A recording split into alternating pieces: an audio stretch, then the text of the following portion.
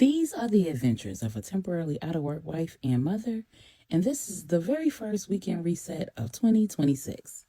My oldest baby girl and I got matching robes for Kwanzaa, so I got up bright and early on this particular Saturday morning, threw my robe on, made some coffee, after feeding and letting them stinking dogs out first. And boy, I tell you what, I have no idea why I thought that it was going to be a good idea to let them roam around while I cleaned. But I have come to the conclusion that I am just not that kind of dog owner. I am not a pet parent. They are not my fur babies. They are pets. I am the owner. Well, I'm the owner of one of them. And I don't like being followed around the house. It's weird and annoying. Most of the time, they are in the way. You mess around and accidentally step on one of them. And if you're not careful, you might end up breaking your neck. And they're just sitting there looking at you like it's your fault. And then to make matters worse, they can't even help you up. Go sit down. They put me in the mind of that old song. Every little step I take, you will be there. Every little move I make, go away. This is why I like Shelter the turtle. Because he just mind his business. He be over there in his own little world. You ain't got to do nothing but turn his light on, turn on his fountain, give him a couple of pebbles, have a few words with him, and you done. And so we clear, I take good care of these stinking dogs. That don't mean that I got to like them all the time. Because I don't.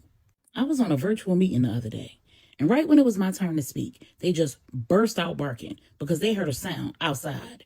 For what? If you were trying to warn me that something was outside, I promise I heard it too.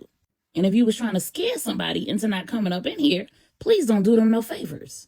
If they came, they wouldn't have to worry about y'all two suckers, because y'all wouldn't bust a grape in a fruit fight. But I promise I got it. And if you're wondering why I spent 2 minutes talking about these dang on animals, it's because that's what I spent most of my morning on, these animals.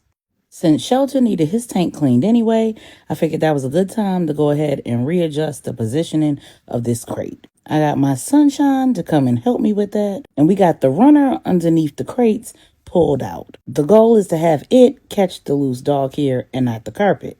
This thing is heavy even when there are no dogs in it and no Shelter on top of it. So, baby, I was sweating in this brand new robe. I mean, water just running down my head, neck, between my legs. Ooh-wee. When we got this done, I took a break and ate that food that you saw me get from the door, and then moved on to the rest of the things that needed to be done.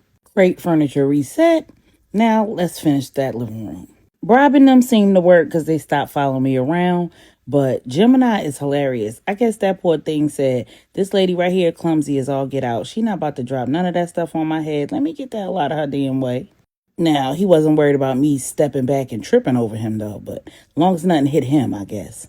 I don't know what it is with adhesive failing me, but all these pictures was falling down inside this picture frame. So I got some good old Scotch tape, taped it back up there, and voila.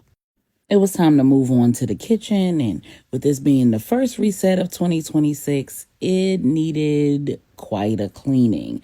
As usual, we had dishes that were piled up. We had got a dog food delivery order, so that needed to be put away. The grocery list needed to be updated because we'd planned the meals for the week. And I needed to hydrate after all of that water that I lost moving that crate furniture. And then it was time to use one of my favorite cleaning products. I love me some Zep. I got Zep for the kitchen, Zep for the bathroom. I got a Zep degreaser. I even got some Zep for the carpets. Please don't play with Zep. It's not for play. So me and Zep and the Windex had us a time on that refrigerator, stove, microwave, counters on that side of the kitchen.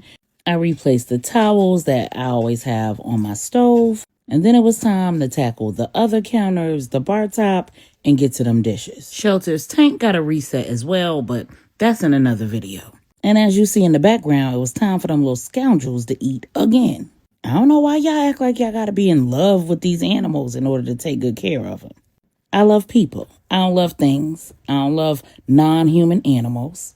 But I respect their right to live with joy and peace, because we are all God's creatures. I was exhausted, so the reset had to continue the following day.